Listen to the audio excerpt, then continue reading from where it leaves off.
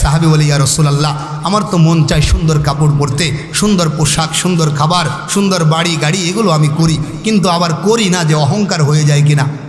আল্লাহ রসুল বলেন, না, এগুলোকে অহংকার বলে না। তোমার তৌফিক আছে, হালাল পয়সা দিয়ে তুমি ভালো পোশাক পরো, দামি বাড়ি বানাও, দামি গাড়িতে চড়ো, দামি খাবার খাও, এগুলো অহংকার না। তাহলে অহংকার কি?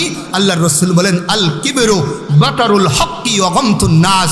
অহংকার হলো হককে প্রত্যাখ্যান করা, সত্যকে প্রত্যাখ্যান করা এবং মানুষকে তুচ্ছ জ্ঞান করা, হেয় প্রতিপন্ন করা, এটাকে বলে অহংকার।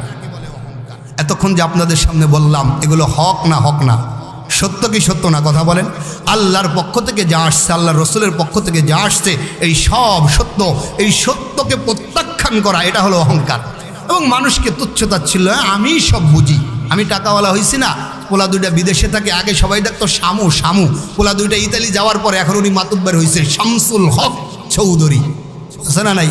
সব বোঝে উনি, টাকা আছে এই জন্য উনিই বোঝে, যেন আর কেউ কিছু বোঝে না। এরকম ধরনের মানুষকে তুচ্ছতাচ্ছিল্য করা, এটাকে বলে অহংকার। আল্লাহ রসুল বলছে, এই বিন্দু পরিমাণ অহংকার যার অন্তরে থাকবে, তাকে জান্নাতে প্রবেশ করানো হবে